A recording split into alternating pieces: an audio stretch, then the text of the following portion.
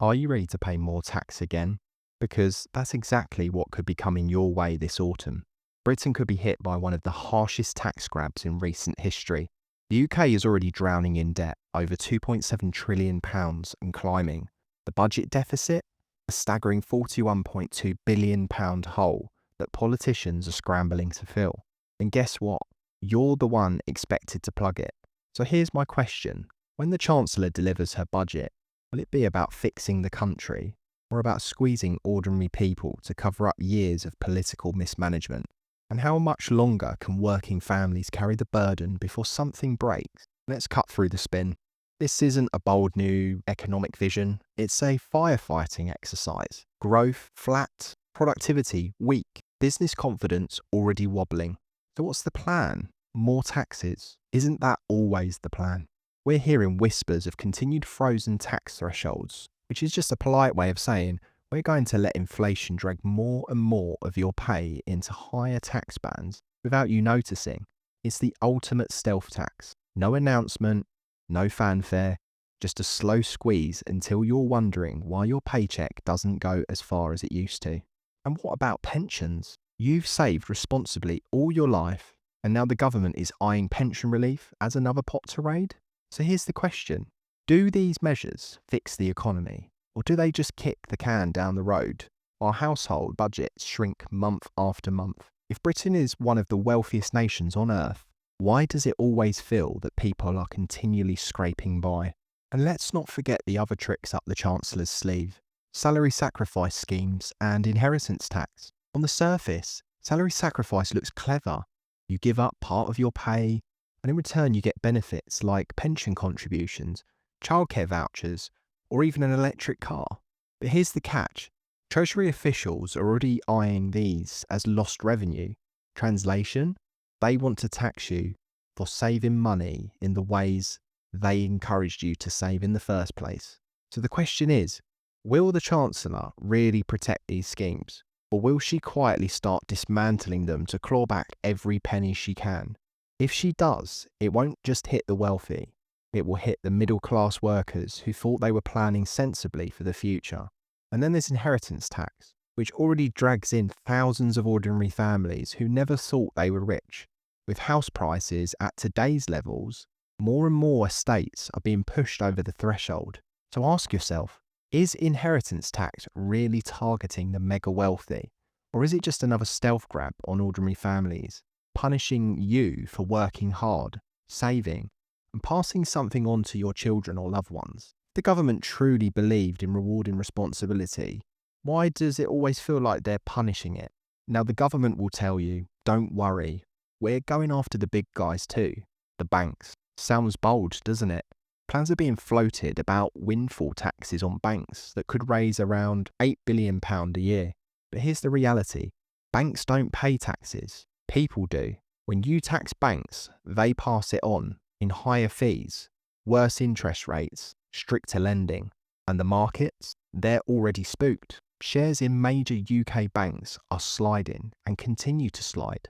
The city is in turmoil, and investors are bracing for what they see as a government that doesn't understand the basic rule of economics. When you punish the financial sector, the whole economy feels the shockwaves. So, who really pays when the Chancellor raids the banks? Is it the bankers in their glass towers? Or the small businesses, mortgage holders, and ordinary savers who get hammered in the fallout? And then there's the landlords. The Chancellor is said to be considering a new tax hit, national insurance on rental income. But let's not kid ourselves. This isn't a tax on landlords, it's a tax on tenants, because when landlords get squeezed, they don't shrug and absorb the loss. They pass it on. Higher rents, stricter conditions, fewer properties on the market. The housing crisis in Britain is already a nightmare. Average rents hit record highs this year, and families are being priced out of entire cities. And yet the government wants to add fuel to the fire. So I'll ask again, is this policy about fairness or about headlines? Because the people who really suffer aren't the wealthy property tycoons. It's the families already wondering how they'll keep a roof over their heads. Meanwhile, in the heart of the city of London, there's a storm brewing. Business leaders are nervous, the stock market is jittery, Bond yields are steadily creeping up. And why? Because they see what's coming. More taxes, fewer incentives, zero growth strategy. Companies don't invest in countries where the rules keep changing. They don't expand where government policy is completely unpredictable. They leave. They move jobs, innovation, and money somewhere else, somewhere safer. And Britain can't afford that right now. Business confidence is fragile enough as it is. Let's remember, in the 1970s, a similar cocktail of weak growth, reckless spending, and political dithering drove Britain into the arms of the IMF. Do you really believe it couldn't happen again? Because experts are already warning that if we stay on this path, the UK could see an IMF-style bailout. Imagine that. One of the richest countries in the world begging international lenders to bail it out. Is that what we've really come to?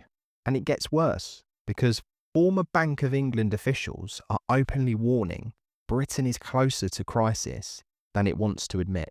France is already teetering on the edge, and the parallels with the UK are uncomfortable.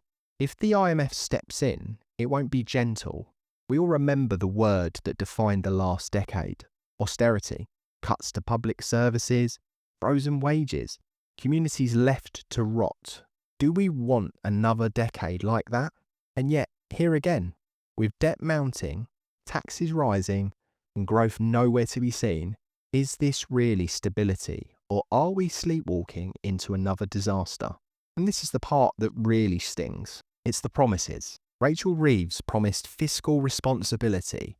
She promised to rebuild confidence. She promised to protect ordinary working families. But what do we see instead? Frozen thresholds dragging millions into higher tax bands. Landlords punished. Tenants squeezed. Banks targeted. Markets rattled. Businesses left wondering if Britain is a safe bet at all. So I'll ask you, is this what competence looks like? Or is it a failure dressed up as policy?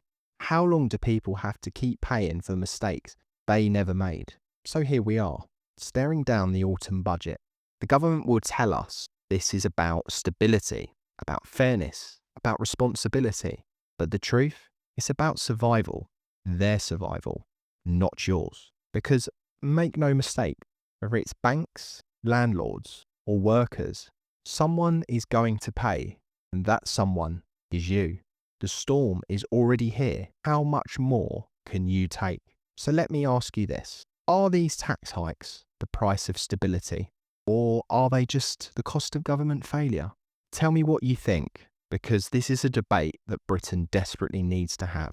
And if you've resonated with any of the topics I've covered in this video, then I would really appreciate it if you could like and subscribe. It really does help me out. And please stay safe, and I'll see you in the next one.